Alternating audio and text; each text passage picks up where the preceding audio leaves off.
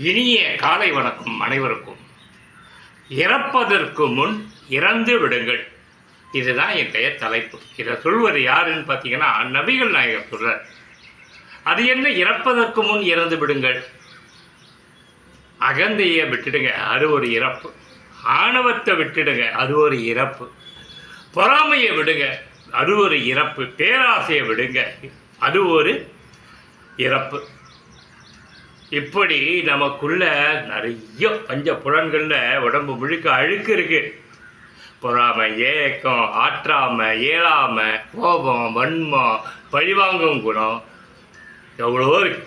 இதைத்தான் கூறுகிறார், இறப்பதற்கு முன் இறந்து விடுங்கள்.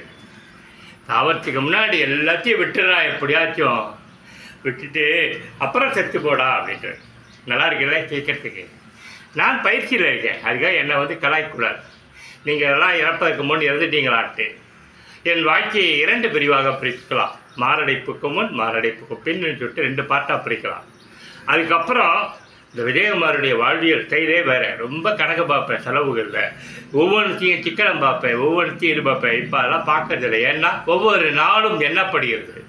ஒவ்வொரு நாளும் போனஸ் நாட்கள். எப்போ வேணாலும் போகலாம். அடிக்கடி சீன் போட்டுட்டு இருப்பார் ஆட்டில்.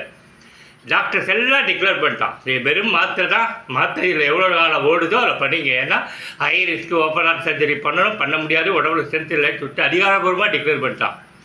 ஒரு விடை தெரிந்த ஒரு மனிதனை போல, இந்த இதய திருத்திராவில் இருக்கிற ஹீரோயினை போல, பயணங்கள் முடிதலை, வாழ்வை மாயத்தில் எனக்கு கேன்சரு அப்படின்னு சொல்லிட்டு தெரிஞ்சு போய் மரணத்தை எதிர்பார்த்துருக்கிற ஹீரோக்களை போல இந்த ஹீரோவும் தெரியுது. என்றைக்கு டேட்டுன்னு தான் தெரியாது, டிக்ளேர் பண்ணிட்டான் மெடிக்கல் ரிவைஸாக. இதுக்கு மேலே எங்களால் ஒன்றும் பண்ண முடியாதுன்ட்டு. அதனால தான் சொல்கிறேன், மரணத்துக்கு முன் இறந்து விடுங்கள். இந்த குணம் எல்லாம் எனக்கு நான் ஒவ்வொன்றுத்தையும் கழிச்சிக்கிட்டே வரேன். ஒன்றே ஒரு குணம் முடியல என்னால். நேர்மையாக சொல்கிறேன், இந்த வீடியோவில் ஒருவரை என்னால் மன்னிக்க முடியல. அதுக்கும் பயிற்சி பண்ணிகிட்டு இருக்கேன். எப்படியாவது ஒரு நாள் அதுலேயும் ஜெயிச்சிருவேன். ஏன்னா அந்தளவுக்கு அவர் காயத்தை கொடுத்தாரு இதயத்தில் ஒருத்தர். அவர் பேரெல்லாம் இங்கே பொது வழியில் சொல்ல முடியாது, யாருன்னு சொல்ல முடியாது. தாங்கிட்டு இருக்கேன், அடக்கி வச்சுட்ருக்கேன். அதையும் எப்படியாச்சும் உடம்பை விட்டு சரீரத்தை விட்டு போயிடணுன்ட்டு. அதனால் உங்கள் அனைவரிடம் நான் கேட்பது தான், இறப்பதற்கு முன் இறந்து விடுங்கள். சினிமாவே உலகன்னு வாழறவங்களுக்கு சினிமா பிரைட்டாக இல்லை. முதல்ல நல்லா வாழ்ந்து. இன்னைக்கு காலையில் பிடிச்சிருந்து நாக்கு ஆசைப்பட்டுச்சு, மாங்காவை தொக்கு சாப்பிடணுன்ட்டு நேராக போனேன். 2 மாங்காவையும் அதுக்கு வேண்டிய மிளகாத்தூள்லேருந்து எல்லாத்தையும் வாங்கினேன். அடுத்து உருளைக்கிழங்கு வாங்கணும்னு மைடி மனசு சொல்லிச்சு. உருளைக்கிழங்கு சாப்பிட்ணுன்னு தோணுச்சு. இதுதான் லைஃபோட. என்ன நினைக்கிறாயோ அடைந்து விடு.